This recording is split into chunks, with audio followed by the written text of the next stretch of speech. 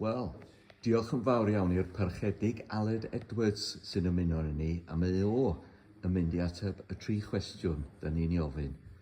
Gawn ni ddechrau gyda'r cwestiwn cyntaf, Hoff Adnod os gwelwch yn dda. Yn syml iawn ac yn sicr, Dduw, cariad Dduw. Mae'n cwmpasu bob peth a mae'n syml a mae'n eglur. A does o ddim llawer o ddryswch ynglyn â hynna. Dduw, cariad Dduw. Wel, arbennig iawn a dwi'n rhannu'r un hoffder o'r adnod yna. Beth am hoff Emyn felly? Unwaith eto, syml iawn, dyma gariad fel y moroedd, tostyr Isaf fel y llu. Dwi'n fan mawr o Gwilym Hiraethog ac mae'r ffaith bod yr Emyn yna wedi cael ei chyfieithu i ieithoedd eraill yn cael ei chanu trwy sawl mynegiad yn eglur iawn, cariad rhyfeddol Dduw. Wrth gwrs yn cysylltu ni efo yr hoff adnod hefyd. Ie, beth sy'n well? Yn union. A ga i ofyn y cwestiwn anodd iawn, a mae'n anodd. Beth yw'ch hoff neu ble mae'ch hoff gapel neu eglwys?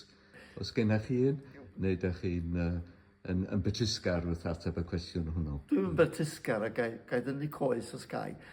Gan bod fi'n mynd i nifer fawr eglwysi, o'n i'n tynnu coes rwy'n yn gynnar, dweud bod eglwysi fel gwragedd, mae'n eich plesio nhw i gyd.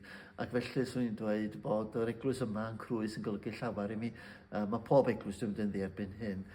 Dwi'n ffodus iawn o cael bregethu mewn nifer fawr o eglwysi dwi'n gyffyrddus efo nhw, a dwi'n teimlo bod fi'n cael yngharu yng nghynnal yno. Gan aml am mi, byddai'n mynd i Tabernacl efo Isaf. Byddai'n mynd y fanno unwaith y mis o lia.